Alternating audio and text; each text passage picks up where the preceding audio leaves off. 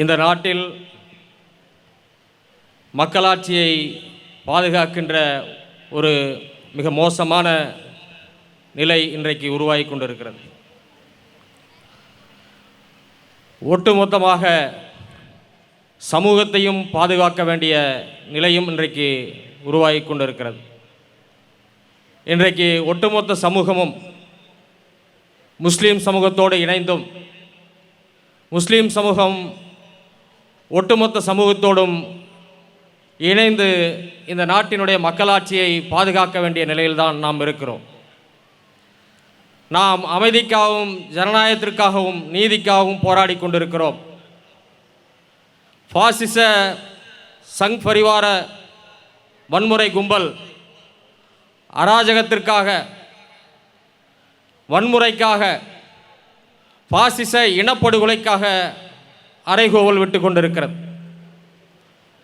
அந்த பாசிச இனப்படுகொலையை நிகழ்த்துவதற்கு இந்த நாட்டை தயார் செய்து கொண்டிருக்கிறது.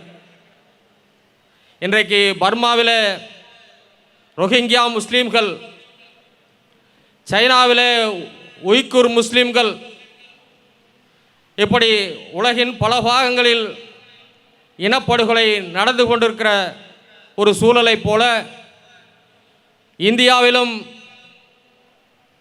உத்தரப்பிரதேசத்திலோ அல்லது பீகாரிலோ இன்றைக்கு இந்து முஸ்லீம் வன்முறை நிகழ்ச்சிகள் நடக்கின்ற மாநிலங்களில் அல்லது அஸ்ஸாமிலோ ஒரு இன சுத்திகரிப்பை, இனப்படுகொலையை நடத்துவதற்கான அனைத்து ஆயத்தங்களையும் இந்த பாசிச வன்முறை கம்பல் தயார் செய்து கொண்டிருக்கிறது.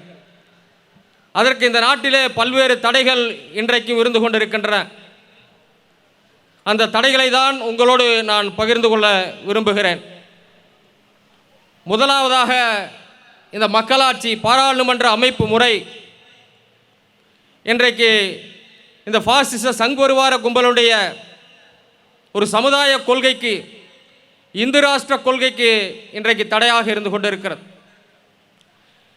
பாராளுமன்ற அமைப்பு முறை ஒரு மேற்கத்திய அமைப்பு முறை என்று சொன்னாலும் இங்கு இருக்கின்ற சமூகத்திற்கு மதச்சார்பற்ற ஒரு ஜனநாயக சோசலிச கோட்பாடுகளை வழங்கிவிட்டு சென்றது. இந்த ஜனநாயகம், சுதந்திரம், குடியாட்சி என்கின்ற எந்த கோட்பாடுகள் மீதும் நம்பிக்கையற்ற சக்தி தான் ஆர்எஸ்எஸ் சங் பரிவார கும்பல். அதனுடைய இந்து ராஷ்டிர கொள்கை என்பது இந்த அனைத்து நவீன ஜனநாயக கோட்பாடுகளுக்கும் எதிரானது. இந்த பாராளுமன்ற அமைப்பு முறை ஒரு தேர்ந்தெடுக்கப்படக்கூடிய அமைப்பு முறையாக இருக்கிறது.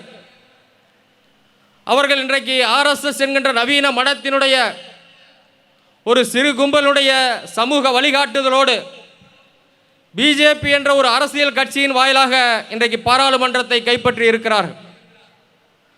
ஆனால் இந்த பாராளுமன்றத்தின் மூலம் அவர்கள் தொடர்ந்து தங்களுடைய இந்து ராஷ்டிர கொள்கையை நடைமுறைப்படுத்த முடியாது. இன்றைக்கிலே நடப்பில் இந்து ராஷ்டிரம் என இன்றைக்கு அவர்கள் பேச தொடங்கிவிட்டார்கள். மோகன் பகவத், நான் 25 ஆண்டுகளில் எதிர்பார்த்ததை அடுத்த 10 ஆண்டுகளில் சாதிப்போம் என சூளுரைக்கிற நிலைமை அவர்களுக்கு வந்திருக்கிறது. அதே மோகன் பகவத் 2014 சொன்னார், நாங்கள் 2014 ஆட்சியை பிடிக்காவிட்டால் இன்னும் 100 ஆண்டுகளானாலும் ஆட்சியை பிடிக்க முடியாது என்கின்ற ஒரு கருத்தையும் சொன்னார். ஆனால் இன்றைக்கு அடுத்த 10 ஆண்டுகளில் ஒரு இந்து ராஷ்டிரத்தை கட்டி எழுப்புவோம் என சூளுரைக்கிறார்கள். அந்த அளவிற்கு ஒரு மூர்க்கம் கொண்ட ஒரு வன்முறை கும்பலாக அவர்கள் உருவெடுத்து வருகிறார்கள். அதற்கு நாடாளுமன்றம் தடையாக இருக்கிறது. ஆனால் நாடாளுமன்றத்தை நேரடியாக தூக்கி எறிய முடியாது.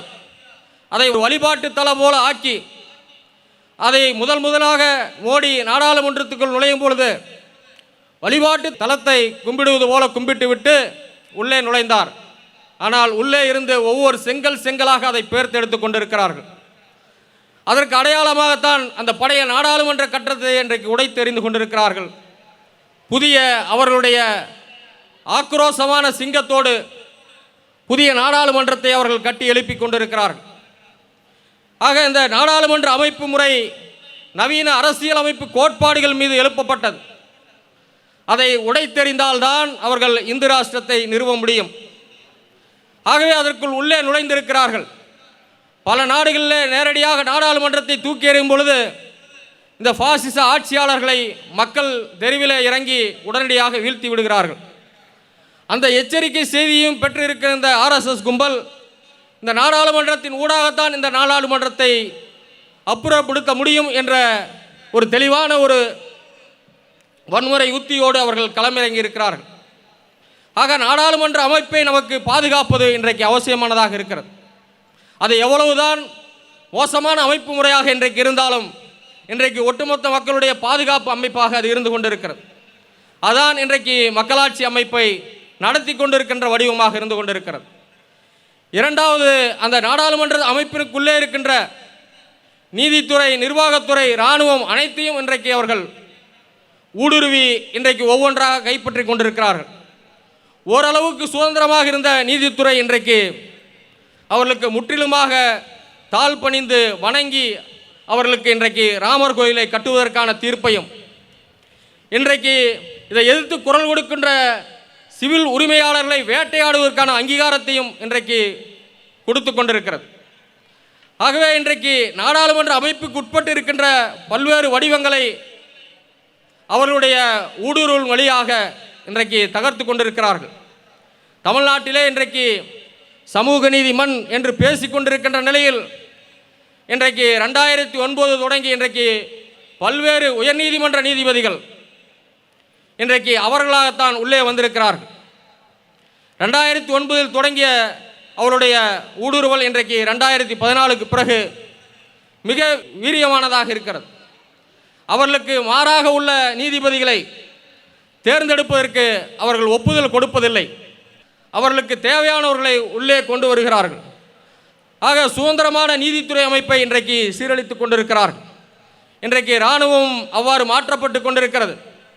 இந்த தலைமை தளபதி என்கின்ற பெயரில் ஒரு புதிய பதவியை உருவாக்கி அந்த முழு இராணுவ கட்டுப்பாட்டையும் அவர்கள் தங்கள் கையில் எடுப்பதற்கான வேலையை செய்வதோடு மட்டுமல்லாமல் இன்றைக்கு அக்னிபாத் என்ற திட்டத்தினூடாக இன்றைக்கு இராணுவத்தை இந்துமயமாக்குவது, இந்துக்களை இராணுவமயமாக்குவது என்ற சங் பரிவார கொள்கையை அவர்கள் அமுல்படுத்த தொடங்கி இருக்கிறார்கள்.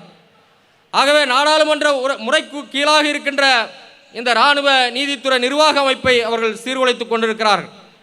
இதற்கு எதிராக இன்றைக்கு சங் பரிவார கும்பலுடைய ஒரு ஊடுருவலை தடுக்கக்கூடிய ஒரு அரசியலை இராணுவத்தில், நீதித்துறையில், நிர்வாகத்துறையில் ஊடுருவக்கூடிய அரசியலை எதிர்த்து மக்களை பாதுகாக்கின்ற வகையில் ஒரு அரசியல் போராட்டத்தை நாம் முன்னெடுக்க வேண்டிய அவசியத்திலே உள்ளோம்.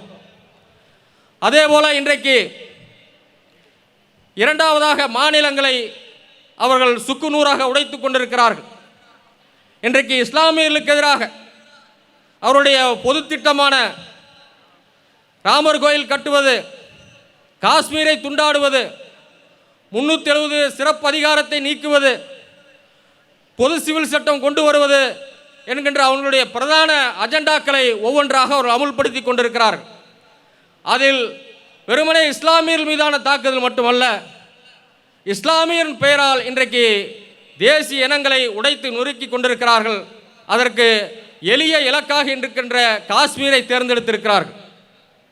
ஏனென்றால் காஷ்மீர் ஒரு இந்திய தேசியத்தின் அடிப்படையில் ஒரு பலவீனமான இலக்காக அனைவரையும் ஒருங்கு திரட்டுவதற்கு அவருக்கு வசதியாக இருக்கிறது.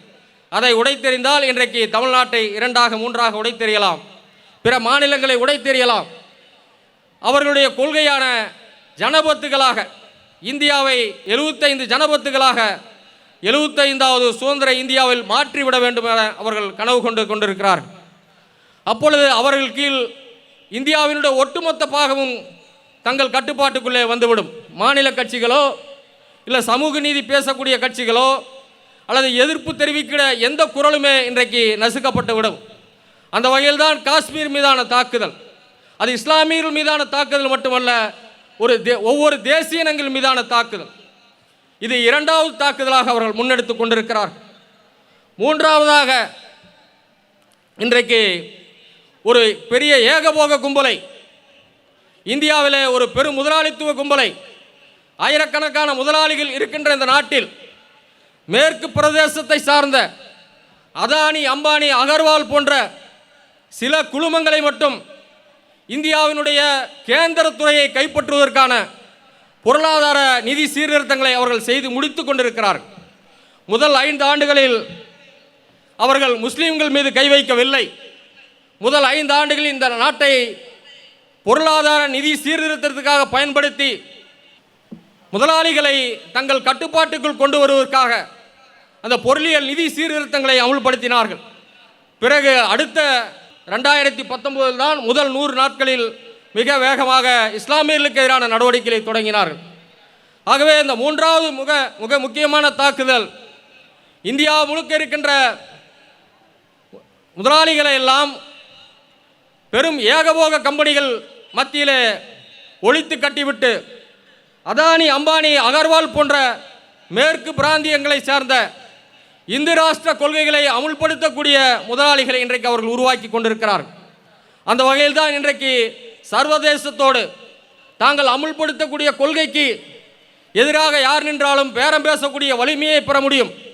இஸ்லாமிய கூட்டமைப்பு நாடுகள் குரல் கொடுக்க முடியாது, அல்லது அமெரிக்கா மத சுதந்திரம் என்கின்ற பெயரால் தலையிட முடியாது, அல்லது மேற்கு ஐரோப்பிய நாடுகள் மனித உரிமை பெயரால் தலையிட முடியாது. ஆகவே ஒரு சந்தை பேரத்தை வலுவாக்கி கொள்வதற்காக இன்றைக்கு பெரும் முதலாளிகளை உருவாக்கி கொண்டிருக்கிறார்கள். ஆகவே இத்தனை அஜெண்டாக்களை எல்லாம் அவர்கள் வேகமாக நடத்தி கொண்டிருக்கிறார்கள். அவருடைய இலக்கு இந்து ராஷ்டிரா. 2025ஆம் ஆண்டு ஆர்எஸ்எஸ்ஸினுடைய நூற்றாண்டு. அந்த நூற்றாண்டில் இந்து ராஷ்டிரத்தை இங்கு நிறுவ வேண்டும். ஒரு பாசிச ஒரு சிறு கும்பல் கையில் ஒட்டுமொத்த ஆட்சி அதிகாரமும் குவிக்கப்பட வேண்டும். ஆர்எஸ்எஸ் என்ற நவீன மடத்தின் கீழ் ஒரு மத தலைமை இங்கே நிறுவப்பட்டு ஒட்டுமொத்த சமூகமும் இந்து என்ற வகைக்குள் கொண்டு வரப்பட வேண்டும் என்ற கொள்கையோடு அவர்கள் தீவிரமாக செயல்பட்டு கொண்டிருக்கிறார்கள். இன்றைக்கு இஸ்லாமியர்களையும் பூர்வீக இந்துக்கள் என்கின்ற வகையில் நேரடி இணை அழிப்பாக இல்லாமல் ஒரு கருத்தியல் கொள்கை இன அழிப்பு என்கின்ற நிலையை எடுத்து நீங்கள் பூர்வீக இந்துக்கள் சமயத்தால் வேறுபட்டு இருக்கலாம் என்ற கொள்கையை எடுத்து பிற சமூகங்களையும் அதற்குள் இணைக்க முடியுமா என்ற முயற்சியை மேற்கொண்டிருக்கிறார்கள். ஆகவே இது அனைத்து மக்களுக்கும் எதிரானது. இஸ்லாமிய சமூகத்திற்கு பிற தேசிய இனங்களும் ஒட்டுமொத்த சமூகமும் துணையாக நிற்க வேண்டும்.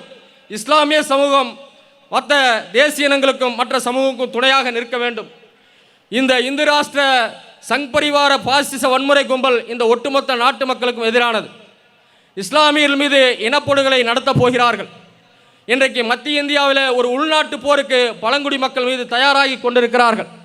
தேசிய இனங்கள் மீது ஒரு போரை அறிவித்திருக்கிறார்கள். ஆகவே ஒட்டுமொத்த மக்களுக்கும் எதிரானது என்கின்ற வகையில் இந்த சமூகத்தை பாதுகாக்க, மக்களாட்சியை பாதுகாக்க ஒன்றிணைவோம் என்று கூறி விடைபெறுகிறேன். நன்றி, வணக்கம்.